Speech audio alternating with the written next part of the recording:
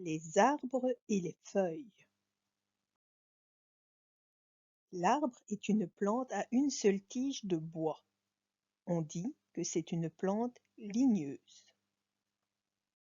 Découvrons les différentes parties de l'arbre. Le sommet de l'arbre s'appelle la cime. L'ensemble des feuilles de l'arbre constitue le feuillage. Les feuilles permettent à l'arbre de respirer. Elles changent de couleur. Le tronc est le corps de l'arbre. La partie basse du tronc, celle qui ne porte pas de branches, s'appelle le fût. Les branches sont les bras de l'arbre. Le rameau est une petite branche de l'arbre. Les racines permettent à l'arbre de s'accrocher au sol.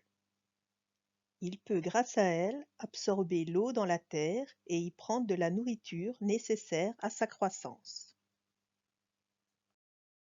On peut organiser les arbres en deux grandes familles, les feuillus et les conifères.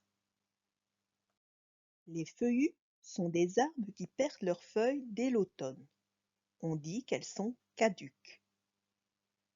Les conifères sont des arbres dont les feuilles sont des aiguilles ou des écailles. Elles ne tombent pas en automne. On dit qu'elles sont persistantes. Les conifères fabriquent une substance très collante, la résine. C'est pourquoi ils sont aussi appelés des résineux. Les fruits des conifères sont des cônes. Intéressons-nous à présent à la feuille. Découvrons les différentes parties de celle-ci. L'endroit où la feuille s'attache à la branche s'appelle le nœud. La partie qui va du nœud jusqu'au sommet de la feuille s'appelle le limbe. C'est la partie verte et plate de celle-ci. Les nervures, ce sont comme des petits tuyaux qui contiennent la sève. Ce sont des lignes à la surface de la feuille. Tu peux les sentir avec ton doigt. La sève se trouve dans les nervures. Elle y circule pour apporter la nourriture à toutes les parties de l'arbre. Le pétiole, c'est la queue de la feuille, la petite tige qui fixe la feuille à la branche. Le bourgeon, c'est le commencement d'une nouvelle fleur. Une feuille peut être simple ou composée. Lorsqu'elle est composée, chaque petite feuille qui la compose est appelée foliole. Selon la façon dont elles sont accrochées sur la branche, les feuilles peuvent être opposées ou alternes. Elles sont opposées lorsqu'elles sont face à face et alternes quand il y en a une fois une à droite, puis une à gauche, puis une à droite, puis une à gauche, etc.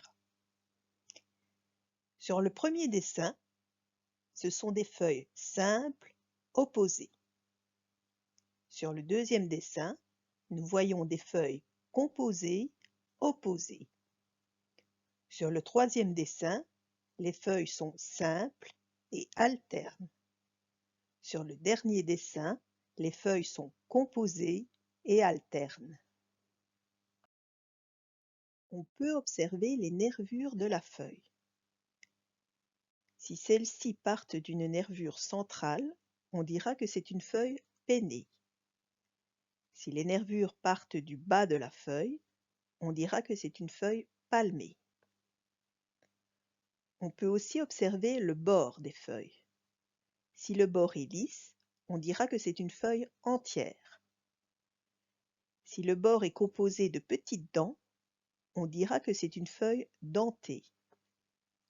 Si le bord ondule comme une ligne sinueuse, on dira que c'est une feuille lobée.